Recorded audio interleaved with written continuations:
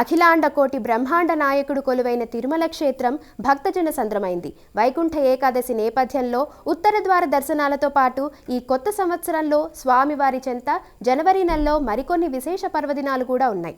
జనవరి 4న తిరుమల శ్రీవారి ప్రణయ కలహ మహోత్సవం జరగనుంది.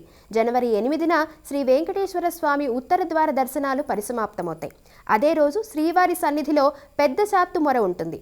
12న శ్రీవారి సన్నిధిలో అధ్యయనోత్సవాలు పరిసమాప్తమవుతాయి. 13న తిరుమల శ్రీవారు తిరుమల నంబి సన్నిధికి వేంచేపు చేస్తారు. తరువాత 14 భోగి ఉత్సవం ఉంటుంది. జనవరి 15న మకర సంక్రాంతి వేడుక జరుగుతుంది. అదే రోజున స్వామివారికి సుప్రభాత సేవ పునఃప్రారంభమవుతుంది. 16వ తేదీన కనుమ పండుగ జరుగుతుంది.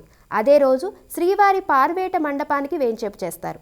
స్వామివారి సన్నిధిలో 18న పురందరదాసుల ఆరాధనా మహోత్సవం జరుగుతుంది. తిరుమలలో 23న వసంత పంచమి వేడుక ఘనంగా నిర్వహించేందుకు టీటీడీ అధికారులు చర్యలు తీసుకుంటున్నారు.